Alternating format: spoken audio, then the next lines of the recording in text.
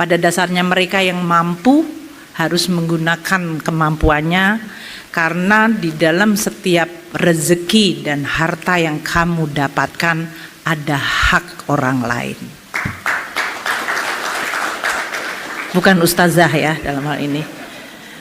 Tapi ini karena Menteri Keuangan juga dalam setiap rezeki Anda ada hak orang lain. Caranya hak orang lain itu diberikan, ada yang melalui zakat, ada yang melalui wakaf, ada yang melalui pajak. Dan pajak itu kembali kepada yang membutuhkan. Assalamualaikum warahmatullahi wabarakatuh. Kita berjumpa di Reha TV. Pemirsa, persoalan pajak di negara kita semenjak beberapa waktu terakhir ini benar-benar hingar-bingar. Sehingga ada yang mengatakan anggota DPR berjoget ria menyambut kenaikan gajinya yang mencapai 3 juta lebih per hari. Sedangkan rakyat menangis menyambut kenaikan pajak yang bukan main tingginya sampai pada angka 1000% malah. Di samping yang telah heboh di Pati yang kenaikannya mencapai 250%. Dan pidato yang disampaikan oleh Menteri Keuangan Sri Mulyani ini telah membuat publik menjadi makin heboh. Pajak itu seperti zakat. Emang iya? Oh, video yang ini. Dalam setiap rezeki Anda ada hak orang lain. Melalui zakat, ada melalui wakaf, ada yang melalui pajak. Nah, kacau nih. Ayo belajar bareng. Teman-teman, izin menanggapi dari kota Mekah Al-Mukarramah, tempat lahirnya sebagian syariat-syariat Islam. Perlu kita ketahui bahwa antara zakat dan pajak sangat jauh sekali bedanya. Pertama, siapa yang wajib melakukannya? Zakat itu wajib jika sudah terpenuhi syaratnya, seperti orang yang hartanya sudah mencapai setara dengan 85 gram emas. Atau bisa kita katakan orang yang mampu, orang miskin mah kagak. Sedangkan pajak, semuanya kena, mau kaya, mau miskin, gak pandang bulu, sikat. Kedua, hukumnya terakhir pendistribusiannya. Zakat itu didistribusikan untuk 8 asnaf, diantaranya fakir miskin, gorinin fisabilillah, dan lain-lain. Sedangkan pajak boro-boro untuk fakir miskin. Duitnya habis duluan diembat para koruptor, pejabat, penjahat, dan rapat-rapat di hotel mewah yang hasilnya bukan kemaslahatan masyarakat. Ya Allah, tiap hari makin kacau aja logika dan nurani manusia-manusia ini. Masa pajak disamain sama zakat? Ibu Menteri Konoha emang rada kocak. Yang namanya zakat itu orang memberikan sebagian penghasilannya dengan ikhlas. Sementara pajak Konoha ikhlas nggak ikhlas, duit kita tetap dipotong. Selain itu, zakat itu membantu masyarakat yang kurang mampu. Sementara pajak kan lebih banyak membantu pejabat.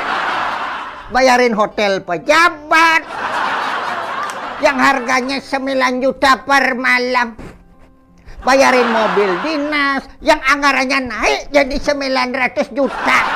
Di salah satu daerah bahkan pajak PBB naik sampai 250%. Kalau udah urusan meras rakyat, pejabat Konoha emang yang terbaik. Giliran bantu rakyat, mereka pada budak. Kayaknya kupingnya perlu dicongkel dulu pakai linggis. Kalau kalian... Memang sangat menyakitkan bagi rakyat ketika ekonomi rakyat sangat sulit sekarang ini. Tiba-tiba pajak mengejutkan sekali rencana kenaikannya. Dan jika memang nanti kenaikan pajak yang begini besar tidak ada evaluasinya, maka dapat dibayangkan betapa menyakitkannya bagi rakyat.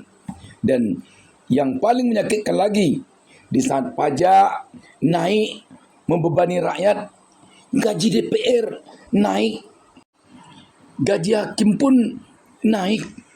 Dalam kondisi seperti ini, kelihatannya rakyat meminta kepada Presiden Prabowo agar Presiden Prabowo tidak hanya mendengarkan bisikan-bisikan dari orang di sekelilingnya saja, dari menterinya, dari staf khususnya, dari koleganya yang lain, orang separtainya, dari orang yang sama-sama satu kelompok dengannya saja. Tetapi rakyat berharap Prabowo juga mendengarkan keluhan rakyat secara keseluruhan. Sebab yang memilih Prabowo ini dulu bukan hanya orang-orang yang di sekitarnya sekarang saja, tetapi seluruh rakyat Indonesia tanpa kecuali. Seperti sekarang yang membayar pajak ini bukan hanya orang-orang yang di sekeliling Prabowo ini saja, tetapi seluruh warga negara Indonesia. Mari kita saksikan penyampaian rakyat ini. Mohon maaf Pak Prabowo yang kami muliakan dan kami cintai. Saya bukan siapa-siapa yang harus Bapak dengar. Saya seorang pemuda kampung dari pelosok Aceh. Jadi ingin saya sampaikan sedikit. Salah satu kelemahan Bapak adalah ketergantungan sama informasi-informasi yang disuplai oleh para pembisiknya, oleh para orang-orang yang mempunyai kepentingan terhadap suatu kebijakan. Jadi, ketika Pak Prabowo mengambil tindakan, itu tidak nyambung dengan apa yang menjadi harapan dan cita-cita masyarakat. Sekarang kas negara menipis, Pak.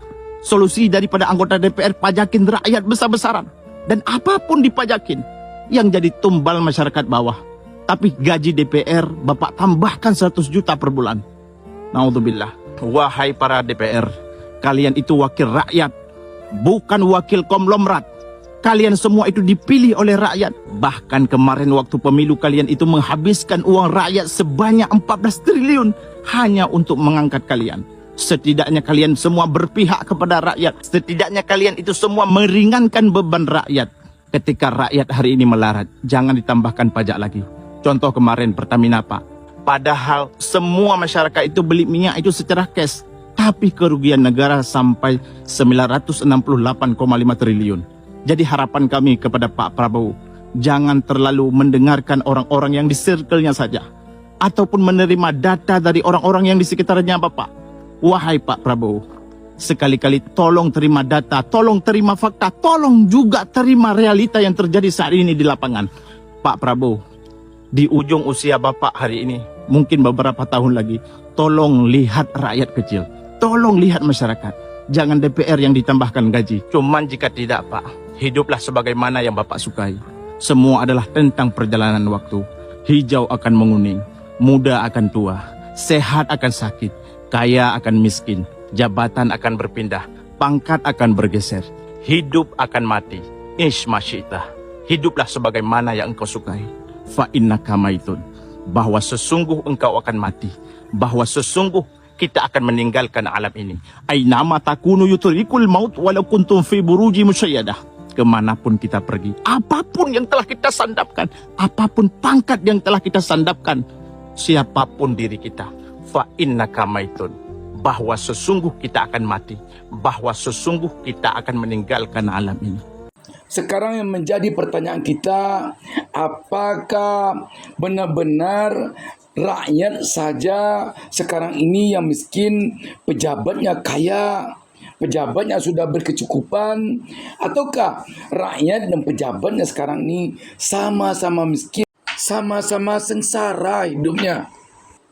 Mari kita saksikan pernyataan Gubernur Jawa Barat, Kang Deddy Mulyadi ini. Nggak ada pejabat yang sengsara, nggak ada. Nggak ada anggota DPRD yang sengsara, nggak ada. Yang sengsara itu rakyat kita. Mudah-mudahan semuanya mencintai rakyat.